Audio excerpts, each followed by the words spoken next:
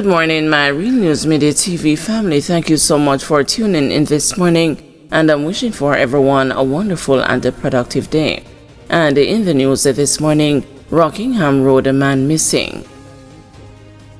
Police are searching for a 61-year-old man who has been missing since Wednesday. Miguel Chisholm of Rockingham Road, Kingston 2, was last seen at home around 2 p.m. according to reports from the Rockford police. He is of brown complexion, slim build, and about 168 centimeters or 5 feet 6 inches tall. His mode of dress at the time he was last seen is unknown, and he has not been heard from since. All efforts to locate him have proven futile.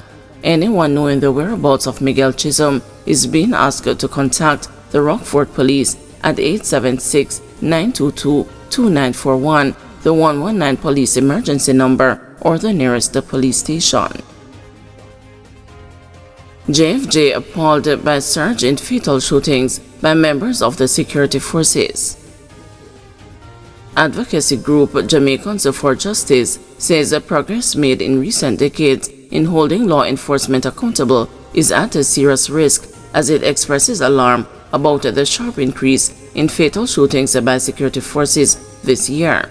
The year-to-date figure of 50 fatal shootings, more than double the comparable period in 2024, which stood at 19 fatalities. This represents an unacceptable and troubling trend that threatens Jamaica's democratic principles and human rights advancements, the group said Thursday. JFJ says if the trend persists, Jamaica risks regressing to the dark days before the establishment of the Independent Commission of Investigations, when accountability for security force actions was virtually non-existent. With at least one citizen killed almost daily by members of the security forces, Jamaica could see over 250 citizens killed by members of the security forces by the end of the year, a number that could rival the dark 2000s and certainly the 258 fatalities recorded in 2013.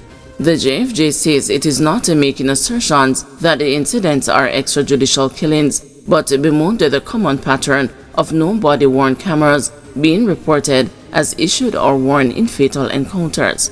We demand a concrete timeline from the JCF leadership on when data storage infrastructure will attain capacity to ensure that body-worn cameras are effectively utilized in all police operations, JFJ said, adding, law enforcement must operate with the highest levels of transparency and accountability.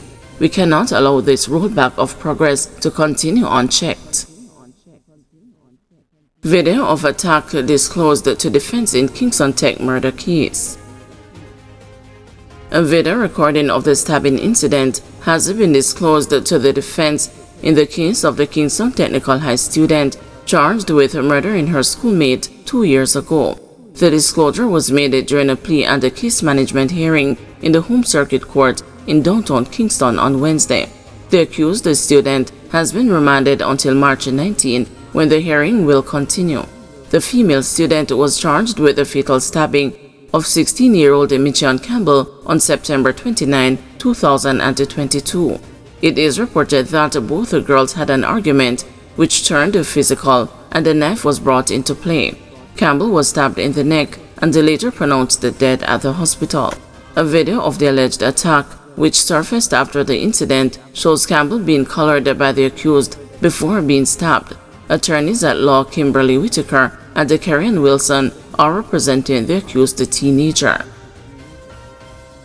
Man charged for stabbing of female student at Bethlehem Moravian College.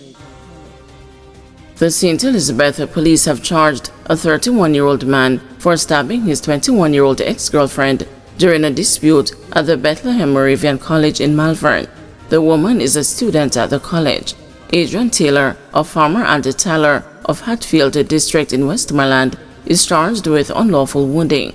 About 11 a.m. on Sunday, February 16, Taylor and the complainant, who the police say were in a common law relationship, were at the college when they got into an argument. During the altercation, Mr. Taylor allegedly used a knife to stab the woman all over her body. Bunting says that community policing necessary to sustain crime reduction. Opposition spokesperson on citizen security, Senator Peter Bunting, says that the reduction in murders and other violent crimes last year will only be sustained through social investment and community policing.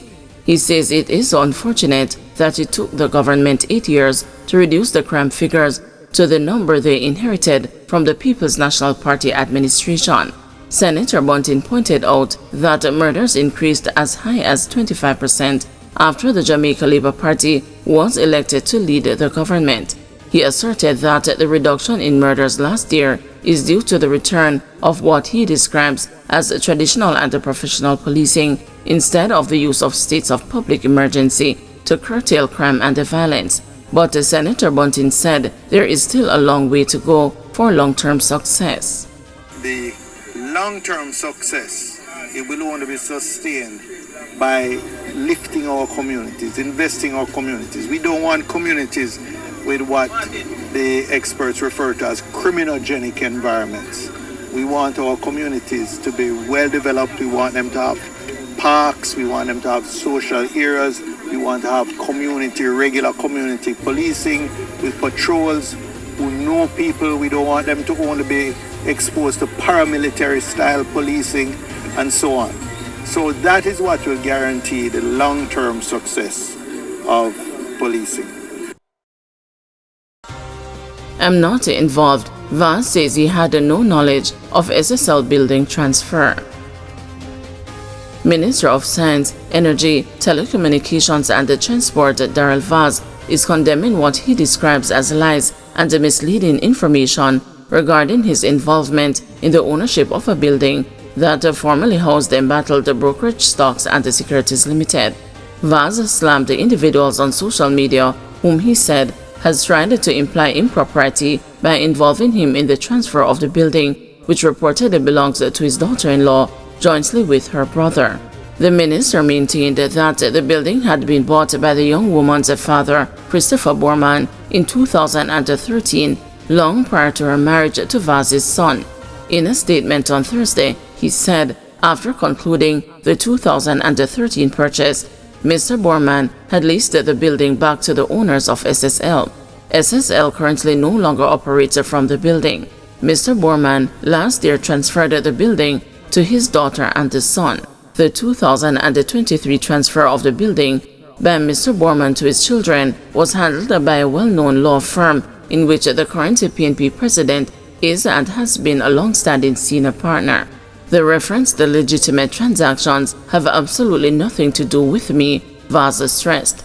The minister said he had only learned about the transactions when bloggers took to social media and maintained he was ready to take legal action against any individual who, due to a clear political agenda, uses any platform to seek to just suggest impropriety on my part.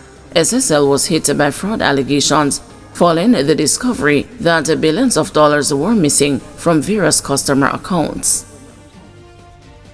Medical consultants reject a government timeline to pay retroactive salaries. The Association of Government Medical Consultants says it cannot guarantee normality if the Ministry of Finance does not review its offer to pay retroactive salaries during the period April to June this year. The ministry made the offer on Tuesday. Executive member Dr. Merton Smith says the association called an emergency meeting on Wednesday evening with its members to discuss the government's offer. Dr. Smith told the news that the frustrated members rejected the offer for several reasons. The period, as mentioned, is a 3-month period with no specific date in mind or in the letter as to when the payment would actually be made. And the members feel that that would give the ministry an opportunity to keep pushing it down further and further into the year. And so they were not of a mind to accept that offer. Because remember, we're at the end of the contract period that we're talking about. It's a period that runs from April 2022 to March 2025. So we're right at the end of the contract period. And we didn't start to get our new rate under the compensation review until December last year. So, you would have realized that the members have been patient for a very long time until we settled our negotiations with the anticipation that just like other groups, we would have been paid our retroactive salaries in a timely fashion because the calculations would have been done and the government would have been aware of how much funds should have been set aside to deal with the payments. Guys, thanks for watching. Please join us this afternoon at 2 p.m. for another news update.